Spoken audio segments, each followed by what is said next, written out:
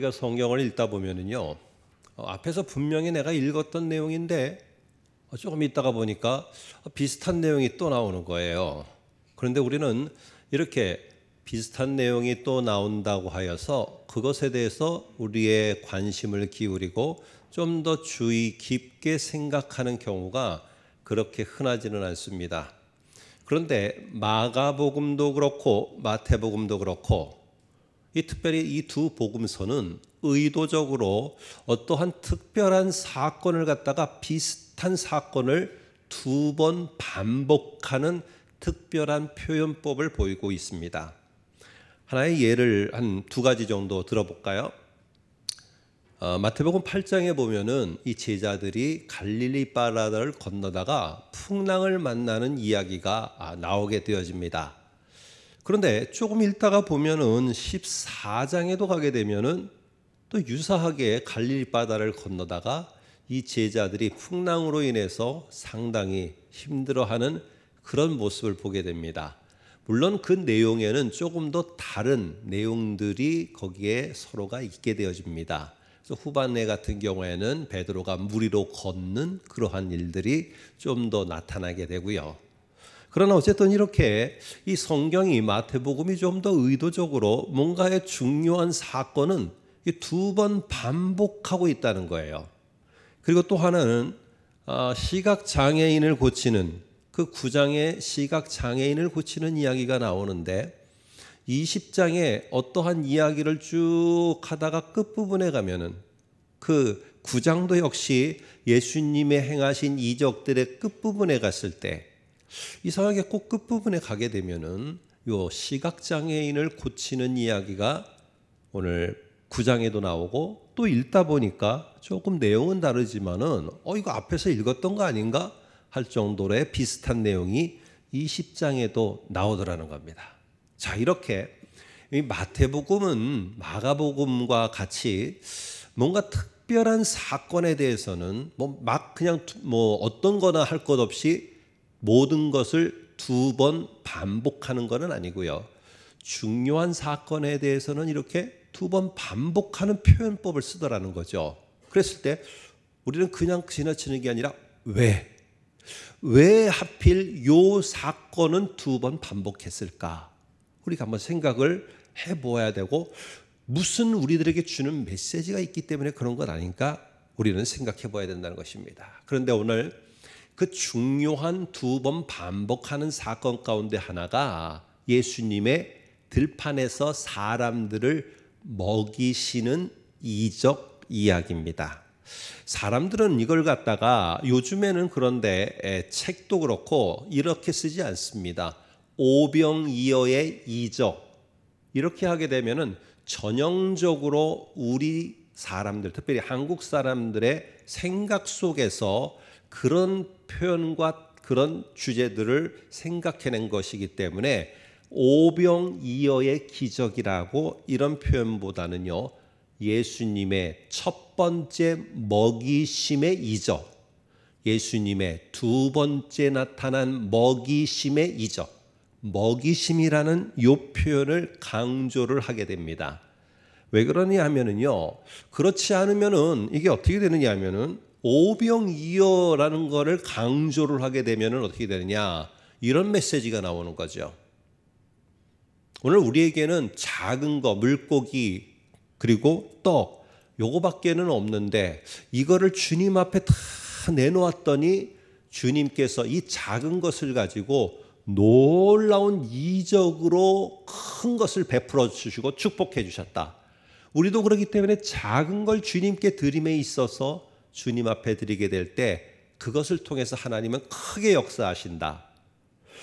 많이 듣던 메시지인데요. 맞습니다. 우리의 포커스가 오병이어 기적이라는 데 맞춰져 있기 때문에 그렇습니다. 그러나 오늘 조금 이따가 보겠습니다마는 이 두 번에 걸쳐서 나오는 이 사건의 제목은 오병이어니 칠병이어니가 여기에 핵심이 있는 게 아니라 먹이심이라는 요 표현에 핵심이 있는 것입니다. 그래서 첫 번째 먹이심, 두 번째 먹이심이에요. 자, 그러면 오늘 이게 14장에도 나오고 15장에도 나옵니다. 그런데 차이점이 뭐가 있을까요? 14장은 5천 명을 먹인 게, 그리고 15장에는 4천 명을 먹인 게 포커스입니까? 아니면은 오늘 우리들의 정서에 익숙해 있는 떡 5개, 물고기 2마리, 떡 7개, 물고기 2마리가 여기에 중요한 포커스입니까? 아니면은 남은 12바구니 아니면 7바구니, 이것이 우리들에게 중요한 포커스입니까? 오늘 이 두 가지의 사건은 이것에 다 초점을 두지 않습니다. 물론 그 나름대로의 의미는 있겠지만은 진짜 중요한 의미는 우리가 생각할 때 이 두 번의 사건이 다 이스라엘 땅에서 일어났다라고 생각이 되어지지만은 실제로 지리적으로 보고 마가복음 7장을 참고해 보면은 첫 번째는 유대 지역, 이스라엘 지역입니다. 그러니까 요단강을 중심으로 하고 갈릴리 바다를 중심으로 한 서쪽 지역에서 일어난 그런 유대 땅에서 일어난 첫 번째 먹이심의 기적이에요. 그런데 두 번째 오늘 15장에 나오는 이 먹이심은 유대 땅이 아니에요.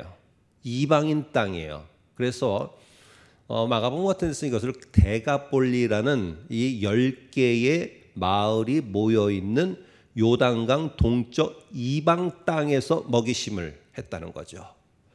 오늘 그러나 우리 성경에도 이것이 나와 있어요. 한번 15장 39절을 볼까요?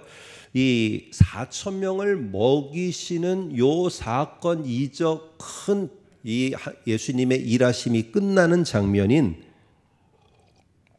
15장 39절에 이렇게 결론을 맺어요. 이 말은 굳이 쓰지 않아도 되는데 마지막 39절에 이 말을 이 마태가 굳이 강조하며 썼다는 거죠. 뭐라고 하느냐?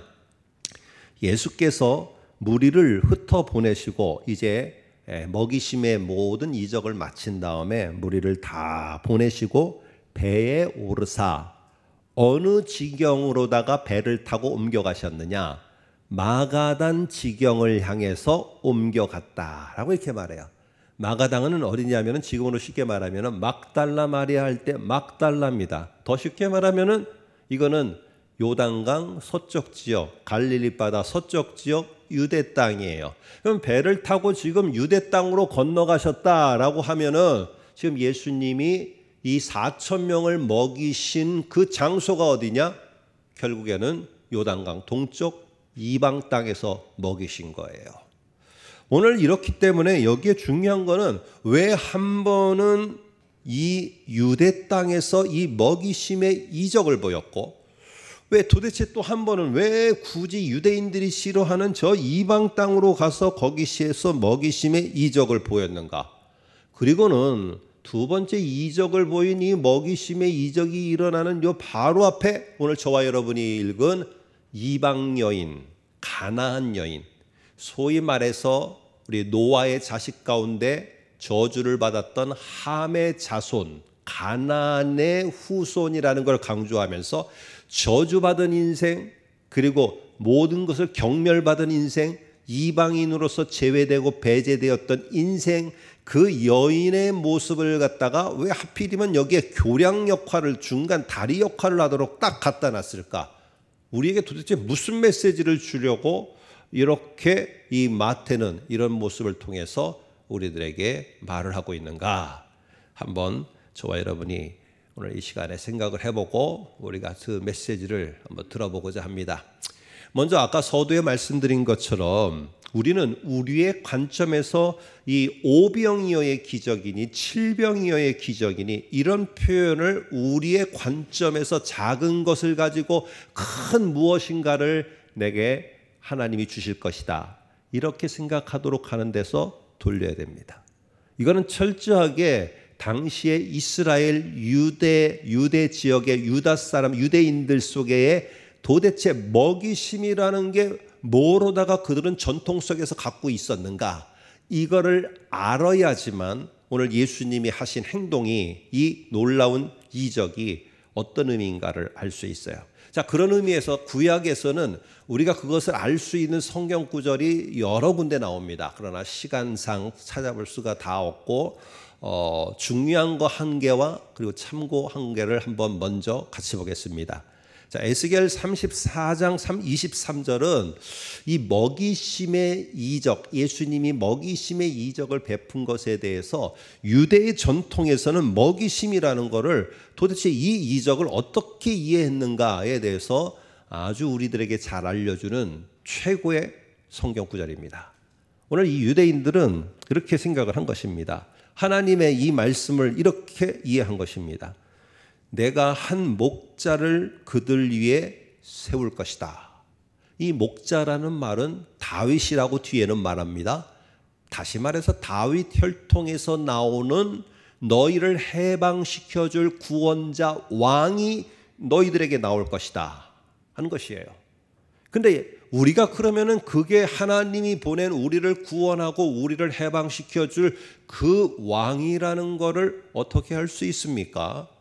그 왕은 반드시 자기가 하나님으로부터 보냄을 받았다는 사실을 갖다가 증명해 보일 터인데 그 증명해 보이는 가장 중요한 이적이 뭐냐? 먹일 거라는 거예요. 먹이심. 그래서 그렇게 이어갑니다. 오늘 그를 위에 세워 먹이게 하리니 그는 내 종 다윗이라 그가 그들을 먹이고 그들의 목자가 될지라. 이렇게 말합니다. 하나 더 하면은요, 시편 132편 15절에서는 이게 하나님이시다, 하나님의 보냄을 받은 자다라는 이 증거 가운데 가장 중요한 증거가 뭐냐 이겁니다. 내가 떡으로 그 빈민을 만족하게 하리로다.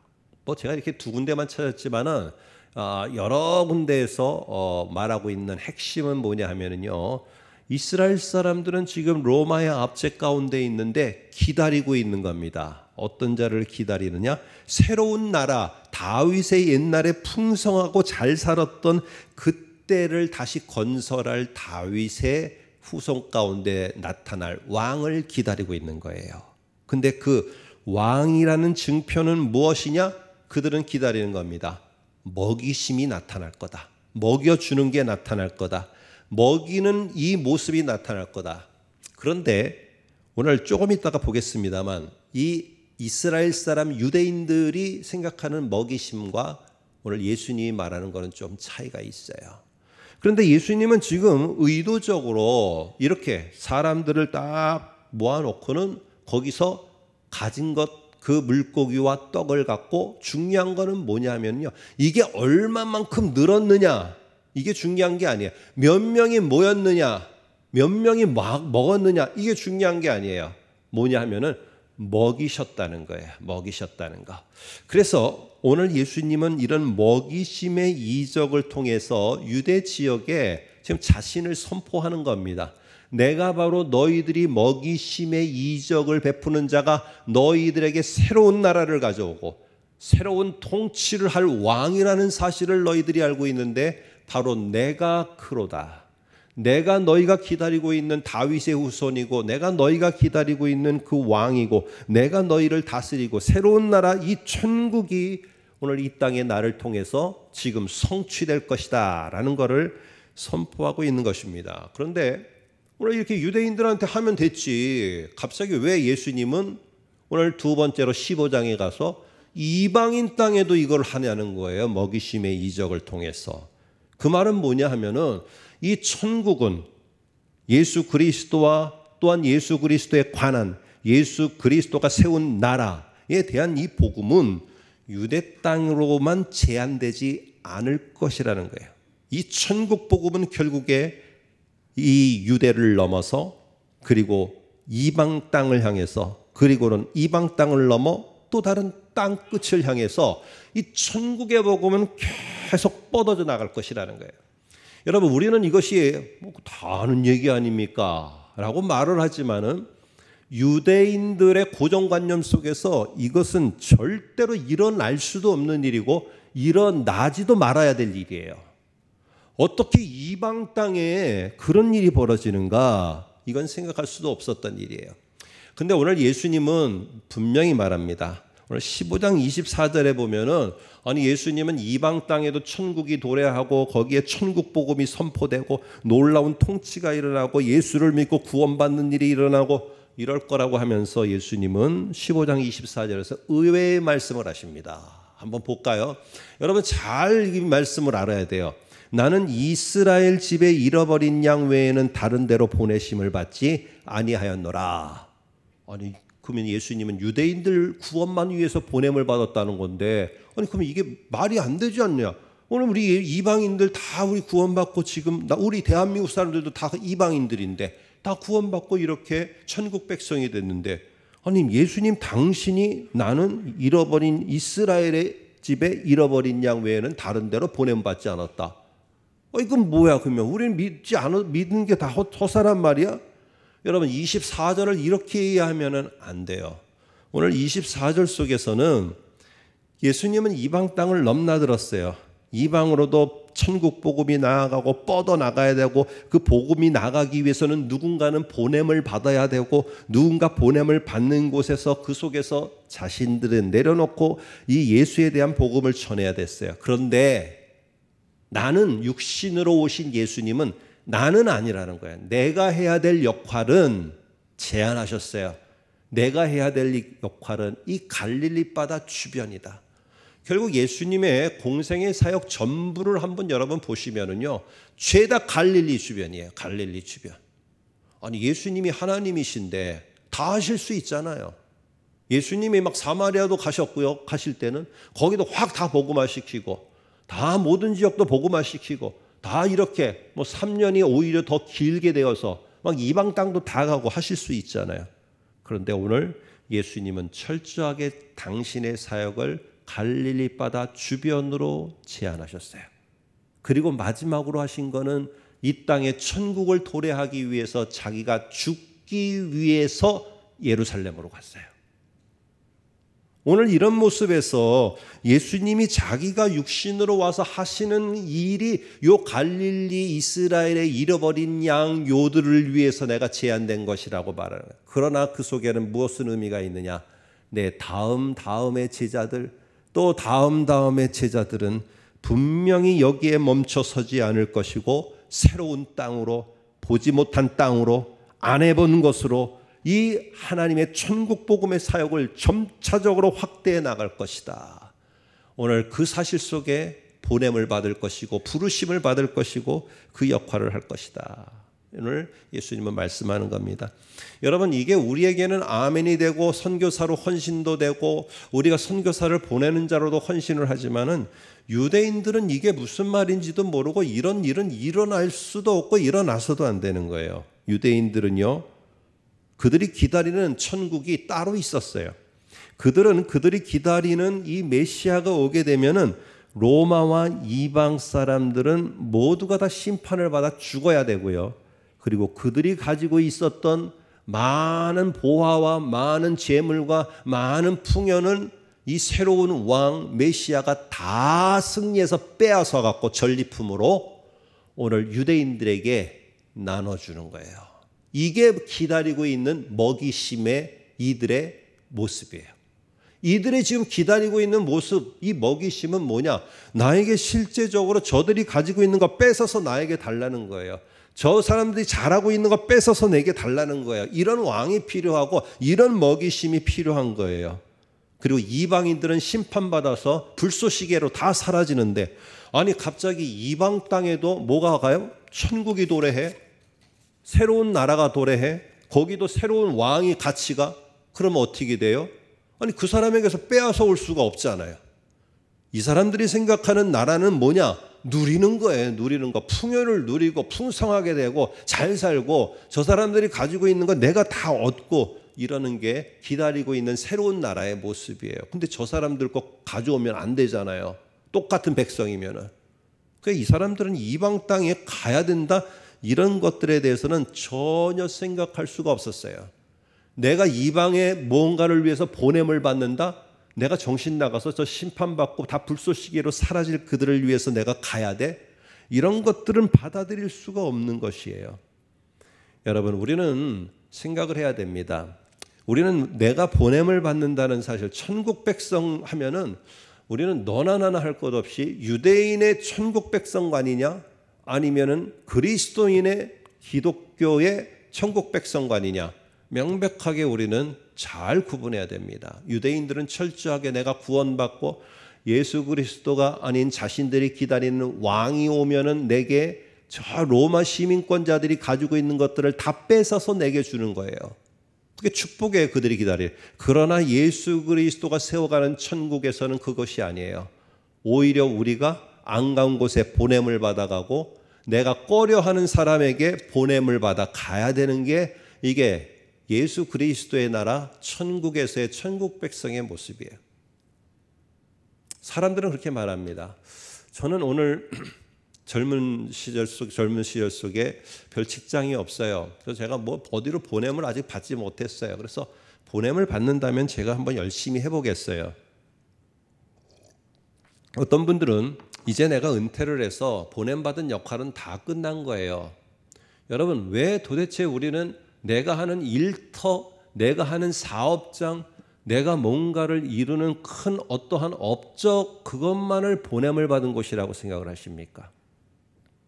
오늘 이 예배가 끝나고 오늘 저기에 카페에 가서 앉아 있을 때 아니면 누군가 혼자 앉아 있을 때 내가 그 자리에 앞에 가서 앉는다면은 그 짧은 한 시간을 하나님은 기억하시고 나를 보내신 거예요.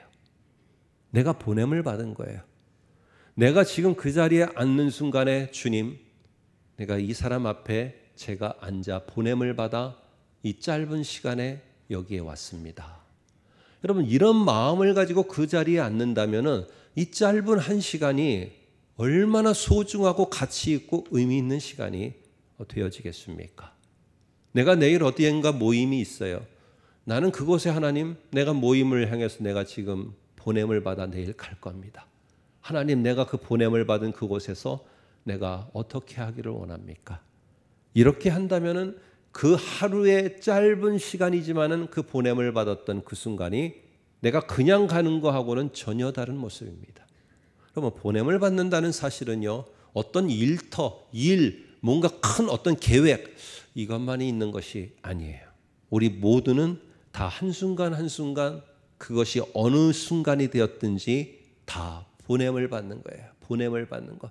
이게 천국 백성의 삶의 모습이에요. 우리가 구원받은 백성이라고 하면은 우리는 보냄을 받는 거예요. 내가 전화를 못했던 자에게 다시 전화를 들고 내가 터치를 하면서 전화를 할 때 나는 그 사람을 향해 보냄을 받는 순간이 되는 거예요. 오늘 우리는 기억해야 됩니다. 오늘 이런 모습 속에서 그러나 우리가 기억해야 될 것은 내가 보냄을 받아서 나는 참 이렇게 다가가면은 저 사람이 아주 뭐라고 그럴까요? 뭐 이게 살갑게라고 했나? 뭐 부산 말로는 애살있게라고 하나? 뭐 하여튼 뭐 다정다감하게 표준 말로 할게. 다정다감하게 올 줄 알았는데 왜요? 왜? 앉으면은 왜요? 뭔 일 있어요? 이러면 내 마음이 상처가 되는 거야. 내가 기대한 거하고는 다른 거예요. 이러는 상황들이 내가 보냄을 받은 현장에서 얼마든지 거절되고 거부하고 몰아내어지고 내쳐지고 이럴 것 같은 변수들이 기다리고 있을 거라는 거죠. 그럴 때 어떻게 해야 되느냐? 거기서 어떻게 해야지 도대체 하나님의 역사가 나를 통해서 이 통로를 통해서 흘러넘쳐서 저 사람에게 흘러넘쳐서 그 순간 속에 흘러넘쳐서 그 사람들에게 펼쳐져 가게 될 것인가? 내가 어떻게 해야 되는가? 요거를 말하는 게 오늘 저와 여러분이 읽은 가나안 여인의 요 태도 속에서 오늘 예수님이 말씀하려고 하는 겁니다. 자, 21절부터 시작되는데요. 예수님은 제자들과 이방 지역인 이 두로 시돈 땅, 그러니까 갈릴리 바다를 중심으로 지도를 딱 우리가 놓고 봤을 때 서북쪽에 위치해 있는 해변가에 위치해 있는 도시입니다. 그 지역으로 갔더니 귀신 들린 딸을 고쳐달라고 이 가나안 여인이 와서 합니다. 아까도 말씀드렸지만은 오늘 마가복음에서는 이 여인을 가나안 여인이라고 하지 않고 수로보닉의 여인, 쉽게 말하면 이방인 여인이라고 해요. 근데 여기에는 의도적으로 마태는 유대인들에게 더 각인되어 있는 단어를 씁니다. 가나안 여인이라고 써요. 이유는 뭐냐면은 함의 자손인 가나안은 저주받은 인생이거든요. 버림받은 인생이거든요. 유대인들에게는 내쳐진 인생이고 그들에게는 절대 가까이 갈 수 없는 그런 존재들이 함의 자손들, 이 가나안 사람들, 저주받은 인생들이에요. 자, 이 여인이 지금 예수님께 와서 막 간청을 합니다. 내 딸이 이렇게 귀신 들렸다고 고쳐달라고 합니다. 근데 예수님이 전무후무하게 이상한 반응을 보이세요. 항상 이렇게 고쳐달라 뭐 하라고 하면은 즉각적으로 응답을 하셨거든요. 근데 이번에는 보니까 23절, 24절, 26절을 한번 보시면 예수님의 답변이 나오는데, 우리 화면을 한번 통해서 볼게요. 이게 중요한 말인데 아주 드라마틱하게 이 두 사람의, 예수님과 이 여인의 대화가 오고 갈 때 드라마틱한 접속사인데 우리 성경에는 사실 번역상 빠져 있어요. 이게 바로 뭐냐면 그러나예요. 그러나. 그래서 계속 뭐냐면은 여자가 간청을 하면은 그러나 예수는 한 말씀도 대답하지 않았다. 한 번도 아니고요. 또 뭐라고 했더니 그러나 예수께서 대답하여 이르시되 나는 이스라엘의 집에 잃어버린 양 외에는 다른 데로 보내심을 받지 아니하였다. 또 하니까 그러나 대답하여 이르시되 자네의 떡을 취하여 개들에게 던짐이 마땅하지 아니하니라. 강도가 점점 높아져요. 배척하고 밀어내고 거부하는 강도가 점점 높아져요. 자, 이렇게 됐을 때 여인이 이 정도로 거부를 당하고 거절을 당하고 이랬을 때 여러분 웬만하면은 그냥 포기하고 갈 것 같아요. 이 성경에서 이렇게까지 계속 대화를 하면서 거부함에도 불구하고 계속 간청하는 게 많이 나오잖아요. 그냥 한 번에 딱 되거나 이랬는데 이렇게 되면 거부할 만한데 예수님에 대한 믿음과 신뢰가 아주 굳건하니까 오늘 이 여인은 끝까지 포기하지 않아요. 그래서 또 예수님께 간청을 합니다. 그랬더니 이번에는 28절에 보니까 그러나가 없어져요. 그리고는 뭐로 다 바뀌느냐? 오늘 우리 성경에는 이에라고 되어 있지만은 조금 더 우리가 부각시키려면 그러자로 바꾸면은요. 갑자기 이 여인이 고백을 다시 하게 되자 그러자 예수님이 어떻게 하느냐? 예수님이 말씀하십니다. 네 믿음이 크도다. 네 소원대로 되리라. 여러분 예수님이 결국에 여인의 이 소원을 들어주셨어요. 자, 그러면 도대체 왜 예수님은 이렇게 냉정하게 전에는 안 하던 이상한 반응을 하셨을까? 예수님이 왜 갑자기 그 여인이 진짜 왜 이렇게 싫으셨을까? 아닙니다. 오늘 예수님은 의도가 이 속에 있어요. 이 여인은 이렇게 계속 거부되고 배척되고 내가 기대하지 못했던 복병들과 변수들이 나를 밀어내려고 한다 할지라도 이 여인은 예수님에 대한 신뢰가 너무너무 크다 보니까 어떠한 주변 환경의 배척과 어떤 주변 환경의 거부와 거절도 이 여인을 막아세우지 못했어요. 예수님에 대한 신뢰가 너무 크니까. 그래서 마지막 결론도 뭐냐? 이 여인에게 네 믿음이 크도다예요. 결국 오늘 보냄을 받아 순종을 하고 순종한 이후에도 변수들이 일어나고 이런 여건들이 일어났을 때 내가 뭔가 좀 더 깊이 생각해 봐야 되겠어요. 아, 나는 아닌 것 같아요. 나는 뭔가 잘못된 것 같아요. 여러분, 이렇게 하는 게 아니라 그 거부와 거절과 내 계획대로 움직여지지 않는 상황 속에도 포기하지 않고 내가 꿋꿋하게 그 자리를 지키거나 아니면은 그 자리에서 진일보해서 갈 수 있는 근거가 뭐냐? 내가 어떠한 상황보다도 예수를 믿는 신뢰가 더 크게 될 때 우리는 그 땅으로 갈 수 있고 우리는 그곳으로 보냄을 받을 때 아멘 주여 내가 여기 있나이다 라고 하면서 갈 수가 있는 거예요. 분명히 새로운 곳으로 보냄을 받아 갖는 자들이 있을 텐데 그들 앞에는 복병, 변수, 생각지도 못한 일들이 벌어질 것이다. 그러나 그때 꼭 기억하라는 거예요. 누가 더 큰가? 나를 보내신 예수 그리스도가 더 위대하시고 더 큰 이로 그곳에 있다면은 내가 그분을 신뢰하기 때문에 나는 돌아서지 않는다. 보낸 분이 그분이니까 끝까지 책임진다. 나는 끝까지 내가 돌파해 나갈 것이다. 이 믿음의 모습을 보이는 것이 오늘 유대 땅에 보이신 먹이심을 통해 천국에 도래했던 그것을 이방인 땅에까지 놀랍게 천국이 뻗어져 나아가도록 하는 그 교량 역할을 해야 될 하나님의 천국 백성의 삶의 모습의 가장 기본이 뭐냐? 어려움과 시련과 좌절이 오더라도 예수에 대한 신뢰가 더 크면은 뚫고 나가고 포기하지 않고 오늘 그 자리에 서 있지 않고 나아갈 것이다. 오늘 우리에게 필요한 것 예수에 대한 신뢰다. 이거를 강조하기 위해서 이 여인의 이 믿음을 부각시키기 위해서 예수님은 의도적으로 거부하는 모습. 우리들에게는 거부를 당한다 할지라도 결국에는 너희가 믿음과 신뢰로 나가면은 그러나가 바뀌어서 그러자로 하면 바뀌어 새로운 바로 예수 그리스도의 하나님의 놀라운 역사가 일어나게 될 것이다.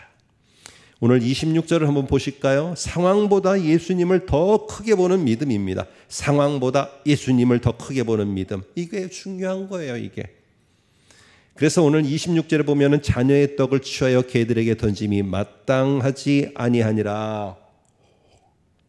여러분, 우리가 잘 아는 것처럼 여기에 자녀는 이스라엘 사람들, 유대인들이고요. 개는 이방인들이에요. 그래서 왜 개 취급을 했느냐 하면은 이스라엘 속에서는요, 이 개가 사실은 이 예루살렘 성 밖에 이렇게 어슬렁거리는 개들입니다. 그래서 제가 마가복음 할 때도 한번 말씀드렸죠. 이걸 굳이 구분한다면은 들개와 같은 지금은 마태복음을 이렇게 책을 보니까 아주 벌써 제가 2006년에 그 표현을 썼는데 마태복음 책들에서는 벌써 동일한 표현들로다가 쓰더라고요. 이 들개들이에요, 들개들. 이 들개들은요, 어찌 보면 죽은 짐승의 고기를 뜯어먹고 사는 아주 지저분한 그런 개들입니다. 한번 출애굽기 22장 31절, 이 개들이 어떤 존재인가 한번 참고로 한번 볼까요? 거기 보면 이렇게 말합니다. 너희는 내게 거룩한 사람이 될지니 들에서 짐승에게 찢긴 동물의 고기를 먹지 말라. 죽은 시체, 동물 시체 먹지 말라는 거예요. 그리고 그거를 어디에다가 던지냐면은 개들에게 던져서 죽은 시체를 뜯어먹게 하라. 개들은 뭐 하는 존재예요? 죽은 시체 뜯어먹는 거예요. 그러니까 정결법을 아주 철저하게 지켰던 유대인들에게 이 개들은 부정하고도 부정한 존재가 뭐냐? 이 개예요, 개. 성 밖에서 으슬렁거리는 이리 늑대 같은 이 들개들. 아주 까치하고 지저분하고 이런 개들이에요. 자, 예수님은 이렇게 말씀하신 거예요. 그러니까 얼마나 참 모욕적인 것 같잖아요. 얼마나 참 마음의 상처가 될 수도 있어요. 그런데 여인은요, 그 말 딱 듣자마자 올소이다. 주님, 저 개 맞아요. 개 같은 여자 맞아요. 개 같은 이방인 맞아요. 그런데 이런 상황에서 이 여인은 포기하고 막 상처가 돼갖고 막 예수님을 등지고 간 게 아니에요. 이런 소리 저런 소리, 이런 말 저런 말, 이런 상황 저런 상황보다도 누가 더 컸느냐? 예수 그리스도가 더 커 보였어요. 예수 그리스도에 대한 믿음이 더 견고했어요. 그러니까 이 여인이 갑자기 새로운 길을 만들어 버립니다. 분명히 예수님은 이 개를 갖다가 예루살렘 밖에 있는 개로 말했는데 한번 27절에 보세요. 이 여자가 말하는 개는 지금 어디에 들어와 있는지. 맞습니다. 개 맞은데 개들도 개 나름입니다. 개들도 개 나름이고 나는 그렇지 않습니다. 나는 어떤 개냐? 개들도 제 주인의 상에서 떨어지는 부스러기를 먹나이다 하면서 이 여자는 자기 자신이 저기 예루살렘 축복의 밖에 이런 천국의 놀라운 구원의 밖에 있는 존재가 아니라 나는 지금 예수님 당신 진짜 신뢰하고 있거든요. 나는 저 개들하고 달라요.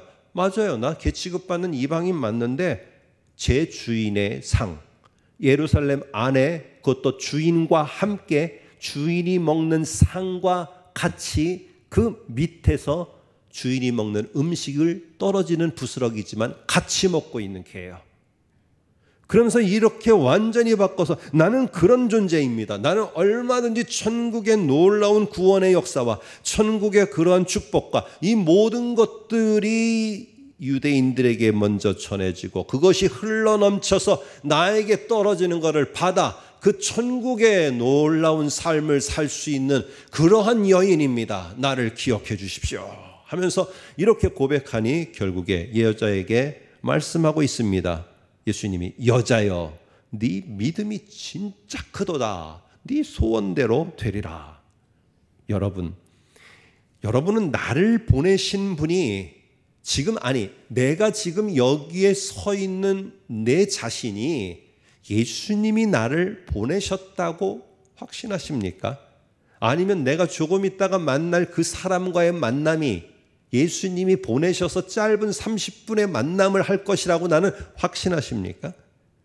그러면은 예수님이 나를 보내셨다는 것이 아멘이 되어지면은요, 이 자리가 맞니 틀리니 내게 적합하니 안 적합하니 이렇게 평가하지 않습니다.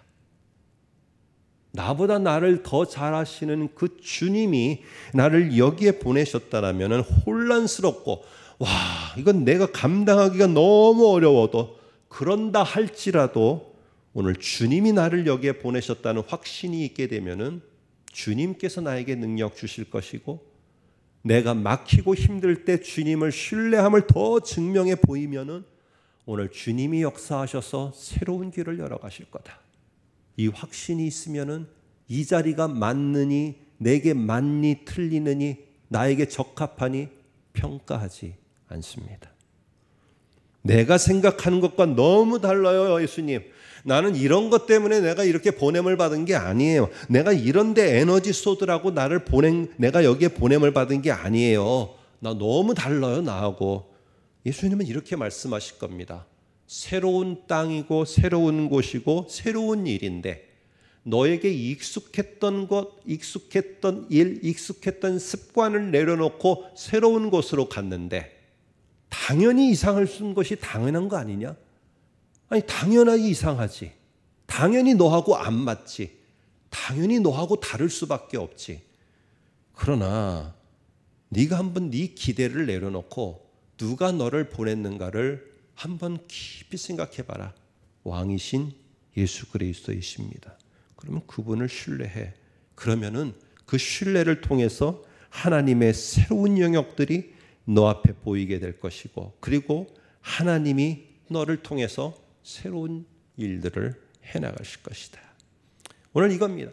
이것에 대해서 순종하는 자들이 결국 아멘을 하고, 이게 맞습니까? 틀립니까? 이거 가지고 사도행전 15장에서는 할례를 덧붙여야 구원이 있니 없니 이거 갖고 논의하고 뭐하고 이러는 것이 아니라, 맞니 틀리느니 이것이 아니라 오늘 그 속에서 오늘 보내심에 대해 더 확신을 갖고 나갈 때 오늘 지금의 이 대한민국 땅에도 천국 복음이 들어와 저와 여러분들이 천국 백성이 되게 된 것입니다. 오늘 이러한 모든 일련의 과정을요, 이 마태복음도 그렇고 마가복음도 그렇고요, 이 하나의 단어로다가 이렇게 연결을 합니다. 자, 5,000명을 먹이셨어요. 그리고 이방 땅에서 4,000명을 먹이셨어요. 그리고 중간에 가나안 여인이 나와요.